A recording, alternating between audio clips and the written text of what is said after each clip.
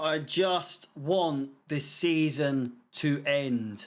Coming off of, a victory over Bournemouth the other day, and then to play like this before the games that we have coming up as well is just such worrying signs. Such worrying signs.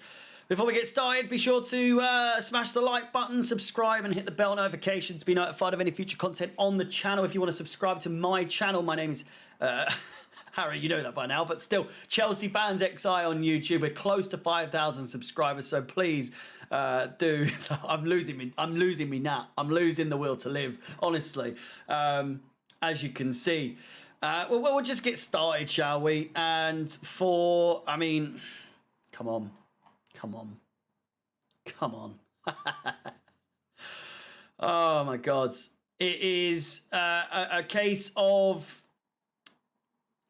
I don't even know why we played Mendy, because based on the reports, he isn't even going to be here next season.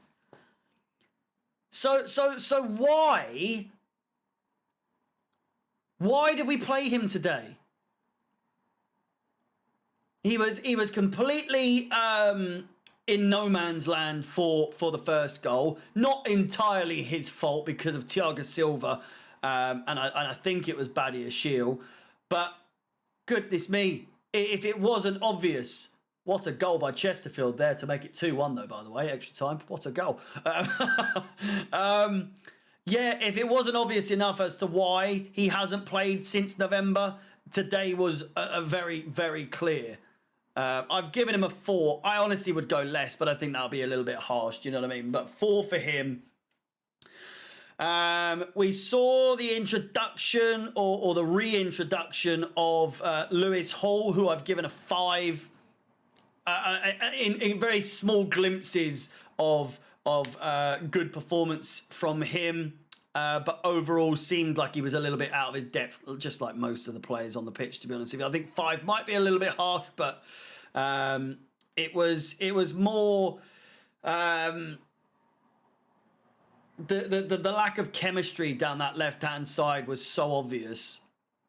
And I could blame Sterling, but he got a brace today. So, how much can you say?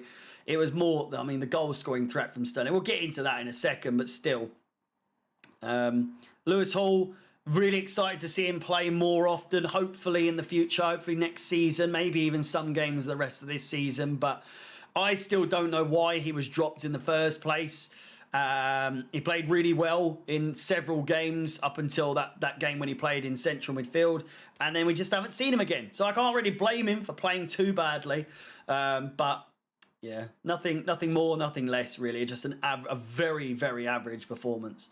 Thiago Silva and Badiashile. I've given Badiashile a 6 because I feel like he was the better of the two, and I have given Thiago Silva what is quite possibly the lowest rating I have given him all season. And by no fault of his own. The first goal was himself being massively out of position as well. Probably should have done better to defend. But besides that, I think it might be a little bit harsh on Thiago Silva, but still, he looks fed up. He looks fed up, and rightfully so. And amid a week, or not that we're midweek, but amidst this week, were rumours, even like yesterday and the day before, that he may well be returning to Brazil after this season is complete. Would I blame him? Absolutely not. He's had some great seasons at the club, but to say that this must have had a bit of a toll on his, him aging would be an understatement. But to me, didn't play overly well, but it was a collective, to be honest with you. Someone who did show really, really good performance today, and arguably, in my opinion, one of, if not one of the 2 best players. And I'm only going to give the other guy the same rating because he was the one that got the brace. So that kind of gives away what rating I'm going to give to Sterling. But I've given Chalobah an 8. I thought he was brilliant. I was very critical at halftime, thinking I went through on the stream saying who I'd get rid of, and Chalobah was definitely verging on one of those players, because if you've watched me do the player rankings, I am a big fan of Chalobah. I do think he has been treated a little bit poorly in terms of how much he's been dropped in the season, how he hasn't had too much game time, and yes, he had a stinker against Real Madrid, and he's had another lackluster performances when he has returned, but now he's finding his feet again. You're seeing how good that this man can be when he's on the pitch and when he's getting regular game time, and for that I have given him the best rating alongside Sterling, who also gets an 8, but we'll get to that. I'm just giving that because I know people are going to be, oh, you've got an agenda against him. I wasn't overly impressed other than the goal. In fact, we'll get to him, sod it. Sterling, an 8. You already know he's going to get an 8. Sterling, for me, the first goal was going wide from what I saw, so I don't even know if that was. Did it actually get given to him? I think it did. I think it did actually get awarded to him, but from what I saw, it was going off target, and it's hit someone in the back of the head and gone in the back of the net. A goal is a goal, yes. But anyone that was there, I say anyone that was there probably would have put it in the back of the net. That's not true at all. Sterling himself nearly didn't put it in the back of the net. Fantastic second goal from him. Brilliant build-up play from everyone involved. And then, of course, the fantastic finish from Raheem Sterling led to us equalising, was it? Going 2-1 up? I think it was going 2-1 up. It was.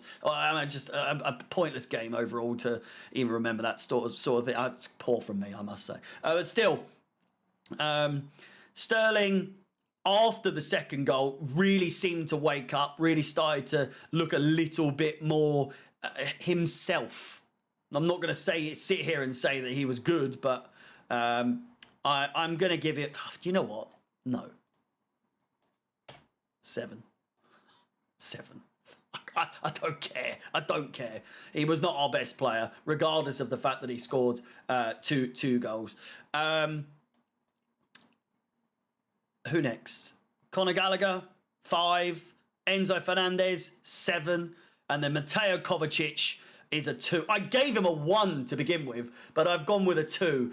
I am personally, and again, as someone who is a massive Kovacic fan over the last, the years that he's been at Chelsea, when he was on loan from Real Madrid, I could not wait for him to hopefully sign. He's had a fantastic career at Chelsea. He's done it all, more or less.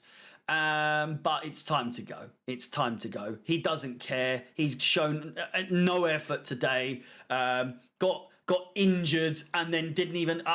He practically ran off the pitch, and he's going down the tunnel. I'm not really sure what's going on with him. All I know is he's not going to be at Chelsea next season, I don't think. Bayern Munich, a reunion with Thomas Tuchel could be on the cards. Who knows? But all I know is I would be really fucking surprised if he's playing for Chelsea next season. That's all I'll say.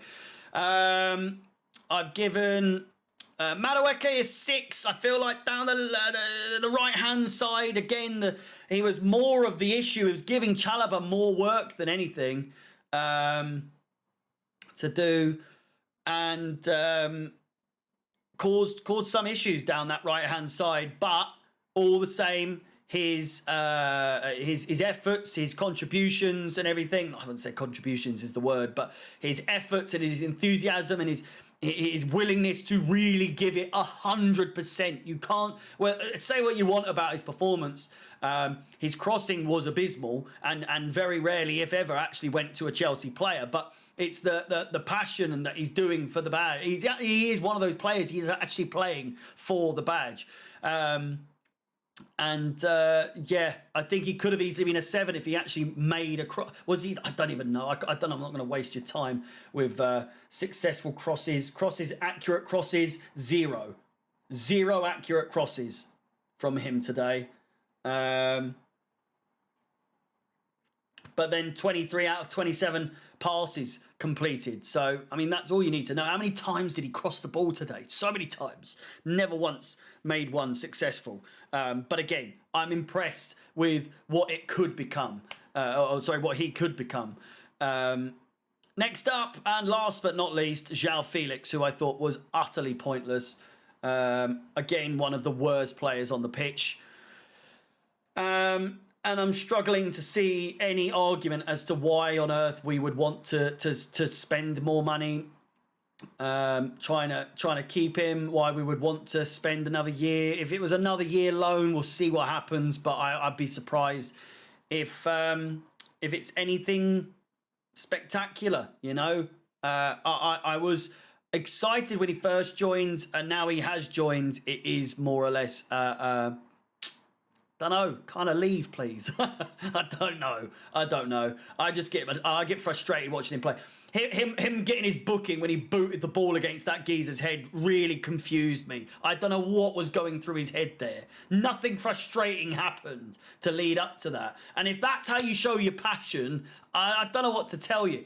Put your passion, put your aggression into being more productive on the pitch. Maybe actually pass the ball for a change.